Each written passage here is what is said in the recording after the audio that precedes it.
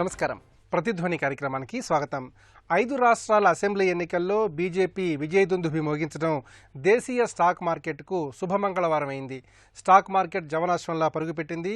Nifty 9,000 పాయింట్ల కొత్త గరిష్ట స్థాయిని అధిగమించింది. ఒకానొక దశలో అత్యధికంగా 9,122 మార్కును తాకింది. లోహరంగం మినహా అన్ని రంగాల షేర్లు లాభాల్లో దూసుకెళ్లాయి. మోదీ ప్రభంజనం, హోలీ సంబరాలు నేడు మార్కెట్లో కొత్త వెలుగుల్ని పూయించాయి. రాజకీయ సుస్థిరత ఉంటే ఆర్థిక సుస్థిరత అనేది అసలు సమస్య కానే కాదని కేంద్రం చురుగ్గా కీలక సంస్కరణలు చేపడుతుందని విశ్లేషకులు చెబుతున్నారు. మోదీ ప్రభుత్వ విధానాల వల్ల పెద్ద ఎత్తున విదేశీ పెట్టుబడులు వస్తాయని మార్కెట్ వర్గాలు భావిస్తున్నాయి. ఈ నేపథ్యంలో దేశీయ స్టాక్ మార్కెట్ భవిష్యత్ తీరుతలపై ప్రతిధ్వని చర్చలు చేపట్టింది. ఈ చర్చలో పాల్గొంటున్న ప్రముఖులు అద్దేపల్లి శ్రీధర్ గారు, భారతీయ జనతా పార్టీ సీనియర్ నాయకులు, ఆర్థిక అంశాల విశ్లేషకులు; వివికే ప్రసాద్ గారు, వివేకం ఫైనాన్షియల్ సర్వీసెస్ మేనేజింగ్ డైరెక్టర్, ఆర్థిక అంశాల విశ్లేషకులు; సతీష్ కంతెటి గారు, Zen securities joint managing director; G Muralidhar గారు, RLP securities senior vice president.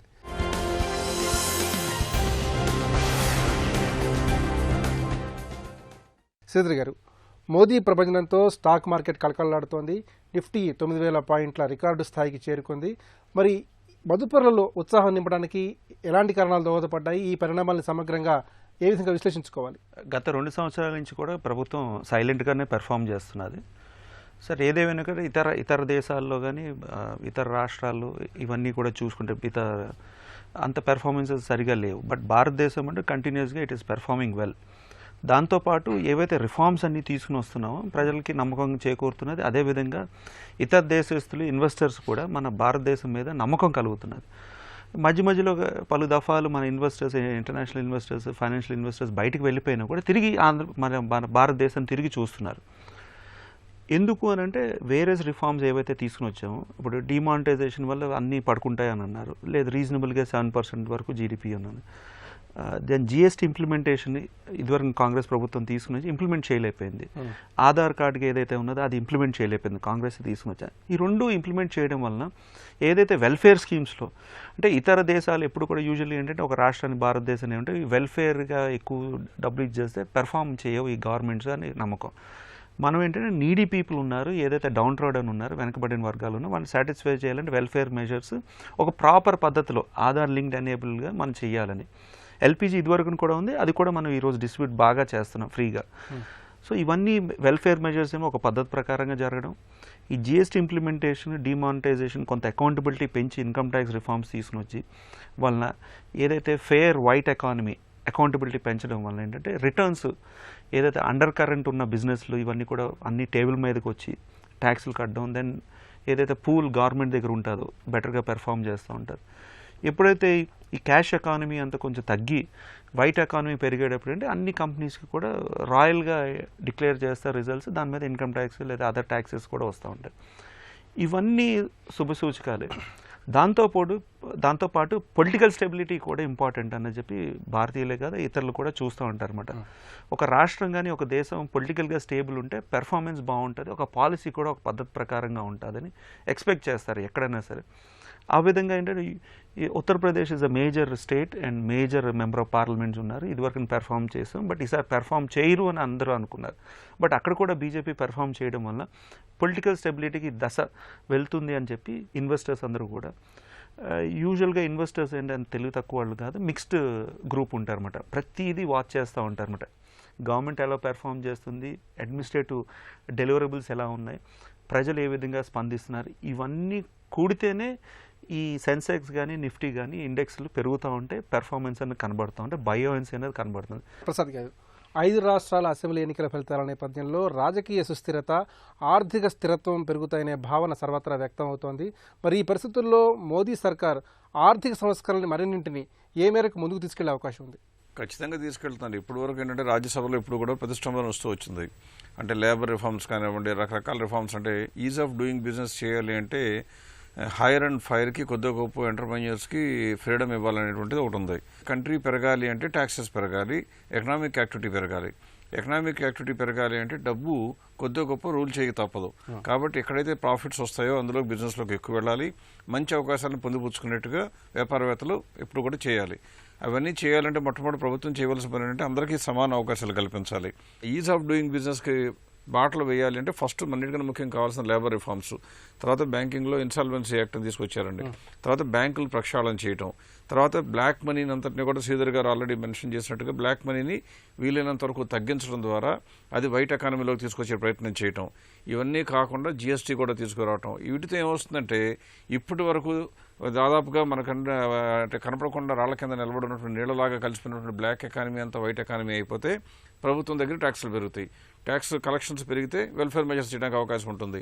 అన్నింటినీ ముంచి ఎప్పుడు కూడా స్టాక్ మార్కెట్లో మనం చెప్పగలిగింది ఏంటంటేనండి, రాబోయే రోజులకి లీడింగ్ ఇండికేటర్గా స్టాక్ మార్కెట్ని చెప్తారు. అంటే మిగతావన్నీ ఋతుపవనాలు ఇవన్నీ లాగింగ్ ఇండికేటర్ అవుతాయేమో, కానీ లీడింగ్ ఇండికేటర్ అంటే రాబోయే పరిణామాలు ముందే చెప్పేటువంటి శక్తి అంతర్లీనంగా స్టాక్ మార్కెట్కి ఎప్పుడూ ఉంటుంది. అందుకే మనం ఆలోచించినట్లయితే దాదాపుగా జనవరి దగ్గర నుంచి చూస్తే మార్కెట్ పెరుగుతూ వచ్చింది. ఆ రోజున ఎవరు అనుకోలే ఇలా ఎలక్షన్లు వస్తాయని, కానీ ఆ రోజు డిమానిటైజేషన్ తీవ్రంగా ఉంది కాబట్టి ఖచ్చితంగా బీజేపీ దెబ్బతింటుందని భయపడ్డారు. కానీ స్టాక్ మార్కెట్లు మాత్రం ముందే పసిగట్టి పెరగడం మొదలుపెట్టింది. దానికి కంటిన్యూషన్గా ఇవాళ జరుగుతుందని అనుకోవాలి తప్పితే ఇవాళ కొత్తగా వచ్చిందేం కాదు. కాకపోతే ఇంకోటి ఇక్కడ గమనించాల్సింది ఏంటంటే, బీజేపీ దగ్గర 2018 వచ్చినట్టు రాజ్యసభలో కూడా మెజారిటీ వచ్చేస్తుంది. ఈ గవర్నమెంట్ యొక్క పవర్ 2019 దాకా ఉంది. అంటే మనం ఏమని అర్థం చేసుకోవాలి, ఇప్పటి వరకు వాళ్ళు ఇంట్రడ్యూస్ చేద్దామన్నటువంటి అనేక సంస్కరణలని ప్రతిష్టంభన అంటే మెజారిటీ లేకపోవడం మూలంగా రాజ్యసభలో ఆపివేస్తున్నటువంటి విపక్షాలని పక్కగా నెట్టేసి వాళ్ళు అనుకున్నది నిరాటంకంగా చేయగలిగే కెపాసిటీ ఉంది. ఇక్కడ గమనించాల్సింది ఏంటంటే, ఒకవేళ ప్రభుత్వంలో గనక అవినీతి ఉన్నా, ప్రభుత్వంలో గనక స్కాములు కనుక ఉన్నట్లయితే, అటువంటి అంటే ఎల్లలేని అవకాశం కానీ అధికారం కనుక ఇచ్చినట్లయితే కొద్ది గొప్ప అవకాశాలని దుర్వినియోగం చేసే అవకాశం ఉంది. అదృష్టవశాత్తు భారతదేశంలో ఇంటర్నేషనల్గా ఒప్పుకుంటుంది ఏంటంటే, ఇన్ని రోజుల ప్రభుత్వంలో ఒక్క స్కామ్ కూడా లేదు. అంటే వాళ్ళు చేసేది డైరెక్షన్ తప్పవచ్చేమో, కానీ లోపం అంటే ఆలోచన ధోరణిలో లోపం లేదు అని తెలుస్తుంది. సంస్కరణే జయంగా వెళ్తున్నారు కాబట్టి రాబోయే రోజుల్లో కూడా పెద్దపీట వేస్తారనుకున్నారు. ఇలా ఎప్పుడైతే లాంగ్ టర్మ్ విజిబిలిటీ వచ్చిందో 2019 కూడా ఆల్రెడీ వాషింగ్టన్లోనూ అమెరికాలో కూడా పేపర్లో రిపోర్ట్స్ వస్తున్నాయి. ఏమని 2019లో మోడీ గెలవడానికి చాలా అవకాశాలు ఉన్నాయన్నారు. అంటే ఒక చెట్టు వేస్తే చెట్టు పెరిగిన తర్వాత కాయలు అందుకోవడానికి ప్రతిఫలం రావడానికి ఎన్నో సంవత్సరాల పాటు ప్రతిఫలం వస్తుంది. ఇవాళ వాళ్ళందరూ చూస్తున్నారంటే భారతదేశంలో కొద్దో గొప్ప సరైనటువంటి ప్రభుత్వం వేళ్ళూరుకుంటుంది. దాని ఫలితాలు చాలా రోజులు రాబోతున్నాయి. కాబట్టి అందరూ కూడా భారతదేశం వైపు చూడక తప్పదు. అందువల్ల రాబోయే 3-4 సంవత్సరాల్లో ఇవాళ వచ్చినటువంటి ఒక్కరోజు ర్యాలీ గురించి గొప్పగా చెప్పుకోవడం అనేది చాలా చిన్న స్టేట్మెంట్ అండి. రాబోయే రోజుల్లో విపరీతంగా పెరిగే అవకాశం ఉంది. కాబట్టి అందరూ కూడా ఇండియా వైపు చూడక తప్పదు. సతీష్ గారు, రూపాయి విలువ స్థిరంగా ఉండి ద్రవ్యోల్బణం అదుపులోకి వస్తుందని మార్కెట్ వర్గాలు భావిస్తున్నాయి. మరి ఇందుకు తగిన వాతావరణం దేశంలో ప్రస్తుతం ఏ మేరకు ఉంది? మరోవైపు చూసినట్లయితే విదేశీ ప్రత్యక్ష పెట్టుబడుల విలువ ఏ మేరకు ఉండే ఆస్కారం ఉందంటారు? ఎన్నికల ఫలితాల తర్వాత రూపీ డాలర్కి అగెనెస్ట్గా 66 బ్రీచ్ అయ్యి 65.97 అలా క్లోజ్ అయింది. To an extent rupee strong అవటం ఒకటి. మనం గ్లోబల్గా చూస్తే కనుక యుఎస్లో కొత్త ప్రెసిడెంట్ వచ్చిన తర్వాత డాలర్ ర్యాలీ అయ్యి మిగతా కరెన్సీలు కొద్దిగా వీక్ అయినాయి. ఆ టైంలో కూడా రూపీ కొద్దిగా స్టేబుల్గా ఉండి ఫ్యూ మంత్స్లో కొద్దిగా అప్రిషియేట్ అయ్యి స్ట్రాంగ్ అవటం మనం చూస్తున్నాము. సో టు దట్ ఎక్స్టెంట్ డొమెస్టిక్గా వచ్చే ఇన్ఫ్లోస్తో పాటు స్టాక్ మార్కెట్ మ్యూచువల్ ఫండ్ ద్వారా వచ్చే ఇన్ఫ్లోస్తో పాటు ఎఫ్ఐఎస్ కూడా లాస్ట్ ఫ్యూ మంత్స్లో మళ్ళీ డిమానిటైజేషన్ తర్వాత ఇనిషియల్గా అమ్మకాలు జరిపినా కూడా వాళ్ళు మళ్ళీ వెనక్కి మన దేశంలో ఇన్వెస్ట్ చేయడం ఒక కారణం. రెండోది ఉన్న ఎకానమీలో ఇది ఎక్కువ స్థిరంగా ఉందనేది. ఉదాహరణకి చూస్తే ఈ బ్రెగ్జిట్ కన్సర్న్ వల్ల పౌండ్ దాదాపు 20% కన్నా ఎక్కువ పడింది ఈ మధ్య కాలంలో. సో ఇతర కరెన్సీలు కొద్దిగా పెద్ద దేశాలైన in terms of economy wise reasonable సైజ్లో ఉన్న యూకే ఇట్లాంటి దాంట్లో వాళ్ళ కరెన్సీలు పతనం అవుతుంటే, మరోపక్క మన దేశంలో కరెన్సీ స్టేబుల్గా ఉంది. సో విదేశీ పదార్థాలు పెట్టుబడి పెట్టేటప్పుడు కరెన్సీ కూడా ఒక మెయిన్ ఇంపార్టెంట్ క్రైటీరియా. వాళ్ళు కంటిన్యూస్గా డిప్రిషియేట్ అవుతుంటే కనుక మనం పెట్టిన పెట్టుబడుల మీద ఎక్కువ రాబడి రాదు అనే ఉద్దేశంతో కొద్దిగా వెనకడుగు వేసే ఛాన్సులు ఎక్కువ ఉంటుంది. ఇప్పుడు స్థిరంగా ఉంది కాబట్టి కరెన్సీ దాదాపు గత సంవత్సరం నుంచి చూస్తే కనుక ఆల్మోస్ట్ స్టేబుల్గా ఉంది. సో ఈ స్థిరత్వం కొనసాగే ఛాన్స్ ఉంది కాబట్టి, ఎందుకంటే మన వృద్ధి రేటు అనుకున్నంత డిమానిటైజేషన్ వల్ల పడలేదు అండ్ ఇంప్రూవ్ అయ్యే సంకేతాలు కూడా కనపడుతున్నాయి. అండ్ జిఎస్టీ వచ్చినప్పుడు షార్ట్ టర్మ్ నెగిటివ్ ఇంపాక్ట్ ఉన్నా కూడా మీడియం టర్మ్ పాజిటివ్ ఇంపాక్ట్ ఉంటుంది కాబట్టి సో ఓవరాల్ డైరెక్షన్ ఎకానమీది ఇంప్రూవ్ అవుతుంది కాబట్టి విదేశీ పెట్టుబడిదారులు ఎక్కువ మన దేశంలో ఇన్వెస్ట్ చేసే ఛాన్స్ ఉంది. అది కాకుండా ప్రత్యేకంగా మన మార్కెట్ చూస్తే కనుక 2.5 సంవత్సరాల నుంచి ఎప్పుడైతే ఈ కొత్త ప్రభుత్వం వచ్చిందో అండ్ మార్కెట్ కూడా బాటమ్ అయ్యి ర్యాలీ అవటం స్టార్ట్ అయిందో అప్పటి నుంచి కంటిన్యూస్గా మ్యూచువల్ ఫండ్ ఫోలియో నెంబర్ కూడా పెరిగి దాదాపు 6 కోట్ల దాకా అరౌండ్ 3.95 నుంచి 5.95 crores దాకా ఫోలియోస్ పెరగటం మనం చూసాము. సో గణనీయంగా మ్యూచువల్ ఫండ్ నుంచి మార్కెట్లోకి డొమెస్టిక్ ఇన్ఫ్లో వస్తుంది. అండ్ డిమానిటైజేషన్ అయిన తర్వాత ప్రత్యామ్నాయాలు కూడా తగ్గాయి కాబట్టి బంగారం, ల్యాండ్, సో ఇటు విదేశీ పెట్టుబడిదారులు పెట్టడమే కాకుండా మన డొమెస్టిక్ ఇన్ఫ్లోస్ వల్ల కూడా మార్కెట్లో స్టెబిలిటీ వస్తుంది కాబట్టి ఎక్కువ మంది ఎఫ్ఐఎస్ కూడా ఇంకా కొత్తగా పెట్టడానికి మార్కెట్లో ఇంట్రెస్ట్ చూపిస్తున్నట్టు మనం చూడొచ్చు. మురళీధర్ గారు, దేశీయ స్టాక్ మార్కెట్లు కొత్త కళను సంతరించుకున్నాయి. మరి ఇందుకు మోదీ ప్రభంజనంతో పాటు ఇంకా ఇతరత్ర ఎలాంటి కారణాలని మనం కారణంగా భావించాలి? మోదీ ప్రభంజనం అనేది కేవలం యూపీ ఎలక్షన్స్కే పరిమితమైంది కాదండి. ఇది 2019 రాబోయే లోక్సభ ఎలక్షన్స్లో కూడా స్థిరమైన ప్రభుత్వాన్ని మేము ఇవ్వగలము, రాజకీయ స్థిరత్వం అనేది ఉంది, మేము ఆర్థిక సంస్కరణ ఎలాంటి ఆర్థిక సంస్కరణలు తీసుకోవడానికి వెనకాడము అనే సంకేతాలు ఇచ్చారు. సో డిమానిటైజేషన్ ఎఫెక్ట్ కానివ్వండి, జిఎస్టీ ఎఫెక్ట్ కానివ్వండి, అది సక్సెస్ అవుతుందా లేదా అని అనుకున్న తరుణంలో డిమానిటైజేషన్ సక్సెస్ఫుల్ అన్నారు. ఈ ఎలక్షన్ అనేది ఒక అగ్ని పరీక్షగా నిలిచింది. సో దీంట్లో అగ్ని పరీక్షలో గెలిచిన మోడీ గారు ఇవాళ రోజున ఎలాంటి సంస్కరణలు తీసుకోవడానికి సిద్ధంగా ఉన్నారు. మనం నవంబర్ 9వ తారీఖున చూసుకున్నట్టయితే ట్రంప్ గారు వచ్చిన రోజు మోడీ గారు డిమానిటైజేషన్ చేసిన రెండు ఒకటే రోజు. ఆ రోజున నిఫ్టీ వచ్చేసి 7,900 దగ్గర ఉండింది, సెన్సెక్స్ 26,000 దగ్గర ఉంది. ఇవాళ చూసుకున్నట్టయితే ఇవాళ నిఫ్టీ 29,000, సెన్సెక్స్ 29,500, నిఫ్టీ 9,000 దగ్గరికి వచ్చింది. అంటే ఆల్మోస్ట్ 15% గ్రోత్ ఉందన్నమాట. దీనికి కారణాలు ఏంటి అని మనం విశ్లేషించుకున్నట్టయితే ఫ్లో ఆఫ్ ఫండ్స్ విపరీతంగా వచ్చినాయి. బ్యాంకులో ఫిక్స్డ్ రేట్ డిపాజిట్ రేట్స్ తగ్గడం వల్ల స్టాక్ మార్కెట్లోకి ఫండ్స్ ఫ్లో బాగా వచ్చింది. అలాగే ఎఫ్ఐఐస్ వెళ్ళిపోతే బయటికి డిఐఎస్ ఇన్వెస్ట్మెంట్స్ బాగా పెరిగినాయి. మళ్ళీ జనవరి నుంచి మనం చూసుకున్నట్టయితే 15% గ్రోత్ ఈ జనవరి నుంచే ఉంది.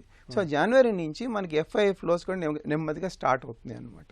సో ఇప్పుడు ఇవాళ మేజర్గా కారణాలు ఏంటి అని మనం చూసుకున్నట్టయితే వడ్డీ రేట్లు తగ్గటము, తర్వాత రియల్ ఎస్టేట్లో రిటర్న్స్ ఎక్కువగా రాకపోవచ్చు, గోల్డ్లో కూడా ఎక్కువ రిటర్న్ రాకపోవచ్చు, సిల్వర్లో కూడా ఎక్కువ రిటర్న్ రాకపోవచ్చు అనేది ఒక అవగాహన అనేది మార్కెట్లో కనబడుతుంది. శ్రీధర్ గారు, అందరికీ ఇళ్లు కల్పించడం, అలాగే సబ్సిడీల తగ్గింపు, పిఎస్యూల్లో ప్రభుత్వ వాటా విక్రయించడం వంటి కీలక నిర్ణయాలతో ప్రభుత్వం ముందడుగేస్తోంది. మరి ఈ పరిస్థితుల్లో దేశ ఆర్థిక వ్యవస్థ గమనం ఏ విధంగా ఉండే పరిస్థితి ఉందంటారు? అందరికీ ఇల్లు అన్నది అది డబుల్ ఎడ్జ్డ్ సోర్డ్ అండి. ఒకటి, ప్రజలకి ఏదైతే వెనకబడిన వర్గాలకి ఇల్లులు ఇవ్వడంతో పాటు ఎకానమీ కూడా ఇంప్రూవ్ చేస్తుందండి. అంటే అక్కడ సిమెంట్ ఇండస్ట్రీ కానీ, లేబర్ మార్కెట్ కానీ, శాలరీస్ కానీ, ఇంటర్ రిలేటెడ్ ట్రాన్స్పోర్ట్ యాక్టివిటీ కానీ ఇవన్నీ లింకప్ అయి ఉన్నాయి. సో ఆ హౌసింగ్ సెక్టర్ అనేది మేజర్గా భారతదేశ ప్రభుత్వం కానీ, ఆంధ్రప్రదేశ్, తెలంగాణ ప్రభుత్వాలకి ఎక్కువ ఫోకస్ ఇవ్వడం వల్ల ఏంటంటే ఎకానమీ కూడా బూస్ట్ వస్తుంది. ఇదివరకు భారతదేశం ఇనిషియల్ స్టేజెస్లో 5 year ప్లానింగ్ కమిషన్ ఉన్నప్పుడు ఏంటంటే భారతదేశం కొత్తగా వచ్చింది, కొన్ని బేస్ సెక్టర్స్ ఏదైతే ఇంపార్టెంట్ సెక్టర్స్నో అవి నేషనలైజ్ చేయడం కానీ అక్కడ ప్రభుత్వం ఇన్వెస్ట్మెంట్స్ చేశాయి. ఎందుకంటే ఆ రోజుల్లో ఎవరు కూడా ఒక ఇండస్ట్రియలిస్ట్ కానీ ఒక బిజినెస్ మ్యాన్ కానీ అంత డబ్బు వెచ్చించి అలాంటి ఇన్వెస్ట్మెంట్స్ చేసేవారు కాదు. సో అందుకని మేజర్గా ఇప్పుడు ఢిల్లీలో 2-3 పెద్ద హోటల్స్, అంటే అది ఐకానిక్గా మన ఇండియాకు వచ్చిన వాళ్ళు రాష్ట్రపతి భవన్ తర్వాత ఈ హోటల్స్లోనే ఉండేవారు, అందుకని గవర్నమెంట్ పెట్టింది. అలాగే టు ఢిల్లీయే కాదు, సౌత్ ఇండియాలో కూడా ఒక 10 హోటల్స్ కట్టడం మొదలుపెట్టింది. అలాగా ఎన్నో ఆస్పెక్ట్స్ అంటే అన్రిలేటెడ్ టు బేసిక్ అడ్మినిస్ట్రేషన్ అన్నవి central government of India activities చేశారు. ఇప్పుడు ఆ హోటల్స్ కాంగ్రెస్ ప్రభుత్వం ప్రైవేటైజ్ ఏ విధంగా చేశారో వాళ్ళకి కావాల్సిన వాళ్ళకి ఇచ్చేశారు ఒక హోటల్. అది ఇష్యూ అయ్యి సుప్రీంకోర్టు దగ్గర తేలేంతవరకు అలా. ఇప్పుడు మోడీ గారు వచ్చిన తర్వాత ఒక 4-5 కంపెనీలు మాకు దగ్గర అంటారు. ఆ 4 కంపెనీలకి కూడా ఒక మైన్ రాలేదు. ఓపెన్ ఆక్షన్లో మైన్స్ ఆక్షన్ చేసాం, ఓపెన్ ఆక్షన్ చేసాం. వాళ్ళు నిజంగా మాకు దగ్గర అయిన ఉంటే వాళ్ళ 4గురికి ఇచ్చేవాళ్ళం. ఇందుకు విచిత్రం ఏంటో తెలుసు అంటే ఆ 4 మాకు దగ్గర అన్న కంపెనీలు కాంగ్రెస్ ప్రభుత్వంలోనే వాళ్ళకి మైన్స్ ఉన్నాయి, అవన్నీ క్యాన్సిల్ చేసి ఎవరైతే యూటిలైజ్ చేయట్లేదు అవన్నీ కూడా ఓపెన్ ఆక్షన్ చేసాం. స్పెక్ట్రమ్ కూడా ఇదివరకు కాంగ్రెస్ ప్రభుత్వం ఆక్షన్ చేసింది, అది ఆక్షనే, కానీ అది సుప్రీంకోర్టు దాకా కేసులు వెళ్ళింది. మేము ఆక్షన్ చేసాం, ఒక కేసు పడలేదు. ఎందుకనంటే ఓపెన్గా ట్రాన్స్పరెంట్గా చేస్తున్నాం. అంటే ప్రైవేటైజేషన్ ఏవైతే non related activities to basic administration to government of India అలాంటి యాక్టివిటీస్ ప్రైవేటైజ్ చేస్తున్నాం. ఏవైతే పబ్లిక్ సెక్టర్ అండర్టేకింగ్స్ ఏవైతే నవరత్నాలు కానీ పెర్ఫార్మింగ్ బాగా ఉన్న చోట మళ్ళీ ఫర్దర్గా గవర్నమెంట్ ఆఫ్ ఇండియా ఫండ్స్ పెట్టకుండా కొంత ప్రైవేటైజ్ చేసి ఆ షేర్స్ పబ్లిక్కి ఇస్తే పబ్లిక్ అంటే ఎవరు మీరు నేను అందరూ కూడా దాంట్లో ఒక షేర్ కొనుక్కుని మనం లబ్ధి పొందొచ్చు. భారతదేశం ట్రెండ్ అంటే ఒక ఫిక్స్డ్ డిపాజిట్లో రేట్ ఆఫ్ ఇంట్రెస్ట్ తగ్గింది, దెన్ పోస్ట్ ఆఫీస్ స్కీమ్లో కూడా రేట్ ఆఫ్ ఇంట్రెస్ట్ తగ్గింది. So what is the next best అంటే ఈక్విటీ షేర్స్లో ఇలాంటి అడ్వైజర్స్ దగ్గర అడ్వైస్ తీసుకుని మనం ఇన్వెస్ట్ చేసుకుంటే ఆ 10% 5% ఇన్ఫ్లేషన్తో సంబంధం లేకుండా మనకి ఇన్వెస్ట్మెంట్ బాగా వస్తుందని ప్రజలు నమ్ముతున్నారు, గవర్నమెంట్ కూడా ఎంకరేజ్ చేస్తుంది అనమాట. ఇవంతా వైట్ ఎకానమీ అంటే ఒక ల్యాండ్ కొనుక్కుంటే బ్లాక్ వైట్ ఉండొచ్చు, లేదంటే దాంట్లో ఏమైనా ఇబ్బంది పడవచ్చు. బట్ ఒక షేర్ కొనుక్కుంటే ఏంటంటే అది వీలైనంత వరకు అకౌంటబుల్ ఉంటుంది కాబట్టి దాని పెర్ఫార్మెన్స్ అంతా పేపర్ మీద ఉంటుంది కాబట్టి ప్రజలు కూడా బాగుంటుంది కాబట్టి అందుకని ప్రైవేటైజేషన్ తీసుకెళ్తున్నారు. ఏవైతే నవరత్నాలు కానీ important government of industry undertaking కానీ ఏమైనా ప్రైవేటైజ్ చేస్తే అదేదో గవర్నమెంట్ ఆస్తులు అమ్మేస్తున్నారు అట్ తక్కువ ప్రైస్ కానీ కాదు, ఆ అమ్మడం వల్ల గవర్నమెంట్కి డబ్బులు వస్తాయి, అదేవిధంగా ఆ ఇండస్ట్రీస్ ఎఫిషియెంట్గా పనిచేస్తే దాంట్లో ఈక్విటీ కానీ షేర్ హోల్డర్స్ ఎవరవుతారో పబ్లిక్ అవుతారు. ప్రసాద్ గారు, అన్నీ మంచి శకునాలే అనే రీతిలో దేశీయ స్టాక్ మార్కెట్లు కొత్త ఉత్సాహంతో కొనసాగుతున్నాయి. మరోవైపు చూసినట్లయితే జూలై 1వ తేదీ నుంచి జీఎస్టీ అమలు కాబోతోంది. మరి ఈ అన్ని అంశాలు దేశ ఆర్థిక వ్యవస్థకు ఏ విధంగా సరికొత్త ఉత్సాహాన్ని ఉత్తేజాన్ని అందిస్తాయి? ఎప్పుడైతే బ్లాక్ ఎకానమీని అరెస్ట్ చేస్తారో, కరప్షన్ తగ్గిద్దాం ట్రై చేస్తారో, ఉన్న డబ్బులంతటినీ బ్యాంకింగ్ సిస్టంలో తీసుకొద్దాం ట్రై చేస్తారో, వాళ్ళకి ఇప్పటి వరకు బ్లాక్ ఎకానమీ ఇన్వెస్ట్ చేయగలిగినటువంటి ఆస్తి సాధనాలైనటువంటి రియల్ ఎస్టేట్, గోల్డ్లో అంత ఆశాజనకమైన ఫలితాలు రావని తెలుస్తుందో అప్పుడు మిగిలిన వాటిపైన దృష్టి పెట్టక తప్పదు. ఇప్పుడు ఇందాక సతీష్ చెప్పినట్లుగా ఈక్విటీ మ్యూచువల్ ఫండ్స్లో పెట్టి ఇన్వెస్ట్మెంట్ విపరీతంగా పెరిగిపోయి అప్పటి వరకు ఇంతవరకు లేనట్టుగా 18 లక్షల కోట్లకి మ్యూచువల్ ఫండ్ల యొక్క సైజు పెరిగింది. అందులో సింహభాగం ఇంకా డెట్ ఫండ్స్లో ఉన్నా కానీ ఈక్విటీస్లో కూడా విపరీతంగా పెరిగిపోవడానికి కారణం ఏంటంటే ప్రజల వద్ద పెట్టుబడికి సాధనాలు తక్కువ ఉన్నాయి ఒకటి. రెండవ కారణం కనుక మనం చెప్పుకున్నట్లయితే స్టాక్ మార్కెట్లో పెట్టే ప్రతి రూపాయి కూడా వైట్ అమౌంట్ ఉంటుంది. 1 year కన్నా ఎక్కువ కనుక హోల్డ్ చేసుకున్నట్లయితే వాళ్ళందరికీ కూడా వచ్చే లాభాలపైన ₹1 కూడా పన్ను ఉండదు. అదే నేను ఉద్యోగం చేసి జీతం తెచ్చుకుంటే ప్రతి సంవత్సరంలో వచ్చిన జీతం మీద 30% ట్యాక్స్ కట్టాలి. అదే నేను లాభాలు కనుక తెచ్చుకున్నట్లయితే క్యాపిటల్ మార్కెట్లో ఇన్వెస్ట్ చేసి 1 year హోల్డ్ చేస్తే నాకు వచ్చే లాభం పైన పైసా కూడా చెల్లించక్కర్లేదు, నేను చెల్లించక్కర్లేదు, మ్యూచువల్ ఫండ్ చెల్లించక్కర్లేదు. ఒకవేళ నా దగ్గర కొద్దిగా గొప్ప ఆలోచనలు మంచిగా ఉండి మంచి అడ్వైజర్లు నాకు అందుబాటులో ఉండి నేనే కనుక సొంతంగా కొనుక్కున్నట్లయితే మ్యూచువల్ ఫండ్స్ కన్నా కూడా ఎక్కువ లాభాలు వచ్చే అవకాశం ఉంటుంది. అప్పుడు కూడా పన్ను చెల్లించవలసిన అవసరం లేదు. చిన్న చిన్న కంపెనీలు అంటే 1000 కోట్ల కన్నా తక్కువ ఉన్న సైజు ఉన్న కంపెనీల్లోనేమో ప్రతి ఒక్క కంపెనీ లాభం వస్తే ఒక కంపెనీకి నష్టం వస్తుంది. కానీ పెద్ద కంపెనీలు కనుక చూసినట్లయితే మాత్రం అంటే 1000 కోట్ల కన్నా ఎక్కువ కంపెనీలు చూస్తే ఒక కంపెనీకి నష్టం వస్తుంటే 2 కంపెనీలకు లాభం వస్తుంది. అంటే అర్థం ఏంటి, పెద్ద కంపెనీలకి కొద్ది గొప్ప పెద్దపీట వేయబడుతుంది. దానికి ఇంకా ఎక్కువ వేయడానికి కారణం ఏంటంటే వీళ్ళందరూ కూడా ఎక్కువ వైట్ మనీతో బిజినెస్ చేస్తారు కాబట్టి జీఎస్టీ రావడం ద్వారా ఎక్కువ బిజినెస్లన్నీ చట్టపరిధిలోకి వస్తాయి ఒకటి. అలాగే క్యాష్ ఎకానమీ తగ్గింది కాబట్టి వాటికి కూడా వస్తుంది. కాబట్టి ప్రధానంగా లాభపడేది ఏవి అంటే పెద్ద కంపెనీలు. పెద్ద కంపెనీలు అంటే ఫర్ ఎగ్జాంపుల్ నిఫ్టీనే తీసుకున్నట్లయితే టోటల్ ఇండియాలో ఉన్న మార్కెట్ క్యాపిటలైజేషన్లో దాదాపుగా 70% వరకు నిఫ్టీలోనే 50 కంపెనీస్ ఉన్నాయి. వీటికి లాభ శాతం పెరిగే అవకాశం ఉంది, ఒక కారణం. రెండవ కారణం, ఇప్పుడు ఇందులో ఇన్వెస్ట్ చేస్తున్న వాళ్ళు ఎవరో అని చూస్తే రీటైల్ ఇన్వెస్టర్స్ ఎక్కువ ఉన్నారా, మ్యూచువల్ ఫండ్స్ ఎక్కువ ఉన్నారా, ఫారిన్ ఇన్స్టిట్యూషన్ ఇన్వెస్టర్స్ ఎక్కువ ఉన్నారా అని చూస్తే ఎక్కువ mutual funds, foreign institution investors ఎక్కువ పెడుతున్నారు. వీళ్ళందరూ కూడా పెడితే సంవత్సరం కన్నా ఎక్కువ హోల్డ్ చేసే అవకాశం ఉంది. అంటే మనం గమనించాల్సింది వాళ్ళు కొంటున్నారు అనే చూడకుండా కొనటమే కాకుండా లాంగ్ టర్మ్ వ్యూస్తో కొంటారు కాబట్టి అమ్మే అవకాశం తక్కువ. ఎప్పుడైతే సప్లై తగ్గుతుందో మార్కెట్ ఇంకా పెరిగే అవకాశం ఉంటుంది. అందువల్ల రాబోయే రోజుల్లో రిటైల్ ఇన్వెస్టర్స్ కూడా ఆసక్తి పెరుగుతుంది. కాబట్టి బహుశా నెక్స్ట్ 2-3-4 years పాటు స్టాక్ మార్కెట్లో ఉండేటువంటి అవకాశాలు దివ్యంగా ఉంటాయి. సతీష్ గారు, కొత్త ఆశలు ఆకాంక్షల మధ్య స్టాక్ మార్కెట్ ఊపందుకుంటోంది. అట్లాగే మరోవైపు చూసినట్లయితే మదుపరులు ఈ కీలక తరుణంలో ఏ విధంగా అప్రమత్తంగా ఉండాలి, ఎలా ఆచితూచి వ్యవహరించాలి, ఎలాంటి షేర్లు కొంటే లాభదాయకంగా ఉంటుంది? నిఫ్టీ వరకు ఆల్ టైమ్ హై టచ్ అయింది. వాళ్ళ మార్కెట్లో ఫ్యూచర్ ప్రాస్పెక్ట్స్ బాగున్నా కానీ ప్రస్తుతం ఎర్నింగ్స్ బేసిస్ మీద చూస్తే ఇట్స్ నాట్ చీప్. ఎస్పెషల్లీ మనం mid cap, small cap stocks చూస్తే మార్కెట్లో. సో ఇన్ఫ్యాక్ట్ మనం small cap, mid cap to large cap ratio అంటే డిఫరెన్స్ వాల్యుయేషన్ చూస్తే కనుక small cap, mid cap all time హైలో ఉన్నాయి in terms of valuation. So large caps కొద్దిగా స్మాల్ క్యాప్స్, మిడ్ క్యాప్స్ కన్నా కొద్దిగా ఎక్కువ అట్రాక్టివ్గా ఉన్నాయని చెప్పాలి ఇప్పుడున్న పరిస్థితిలో. And so mid cap small క్యాప్స్లో ఎస్పెషల్లీ ఇన్వెస్ట్ చేస్తుంటే డైరెక్ట్గా ఇన్వెస్ట్ చేసే మదుపుదారులు కొద్దిగా జాగ్రత్త వ్యవహరించాలి. ఎస్పెషల్లీ దాంట్లో there is some scope of manipulation కూడా కాబట్టి.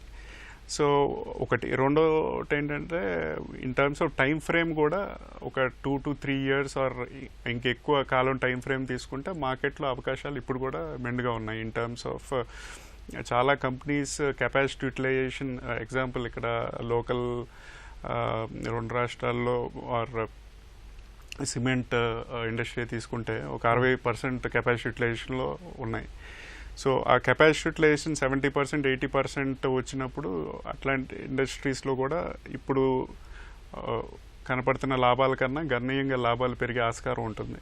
సో అట్లా ఒక కంపెనీ సెక్టర్ వైజ్ చూసుకుని in terms of companies analyse చేసుకుని ఇన్వెస్ట్ చేసుకుంటే ఆపర్చునిటీ టు ఇన్వెస్ట్ బాగానే ఉంటుంది. అది కాకుండా అసలు అవగాహన లేని వాళ్ళకి మ్యూచువల్ ఫండ్ ద్వారా ఇన్వెస్ట్ చేయటం, అది కూడా ఒకేసారి కాకుండా ఇన్ స్టేజెస్ ఎస్ఐపి రూపంలో ఇన్వెస్ట్ చేయటం ఈజ్ మోర్ అడ్వైజబుల్. మురళీధర్ గారు, ప్రస్తుత పరిస్థితుల్లో దేశీయ స్టాక్ మార్కెట్లు జోరు మీద ఉన్నప్పటికీ కొన్ని అంశాలు దేశీయ స్టాక్ మార్కెట్లను ఇబ్బంది పెడుతున్నాయి. మరి ఆ ఇబ్బందికర పరిస్థితులను ఏ విధంగా అధిగమించాలి, ఎలాంటి అంశాలపై దృష్టి పెట్టాలి? పొలిటికల్గా మనకేం ప్రాబ్లమ్స్ లేదని పొలిటికల్గా స్టేబుల్ అయిపోయింది.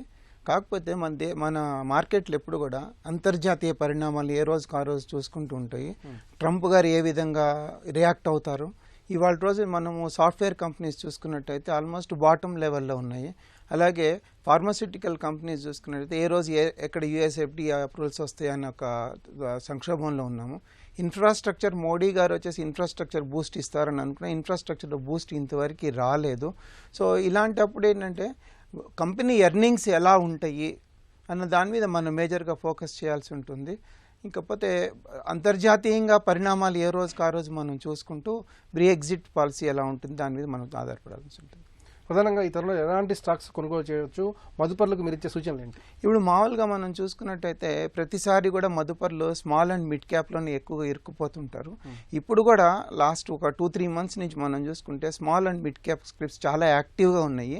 సో వాటి ఎర్నింగ్స్ ఉంటే తప్పించి తర్వాత వాటి గ్రోత్ స్టోరీ నెక్స్ట్ 2-3 yearsలో ఉంటుంది అని అనుకుంటే తప్పించి దాంట్లోకి మదుపర్లు ఎంటర్ అవడం అనేది మంచి పద్ధతి కాదు. రూపాయి విలువ స్థిరంగా ఉండి ద్రవ్యోల్బణం అదుపులో ఉండటానికి అవకాశాలు మెండుగా ఉన్నాయని మార్కెట్ పండితులు విశ్లేషిస్తున్నారు. అయితే సామాన్య మదుపరులు ఈ తరుణంలో అప్రమత్తంగా ఉండాలని కొందరు హెచ్చరిస్తున్నారు. ఇది నేటి ప్రతిధ్వని. నమస్కారం.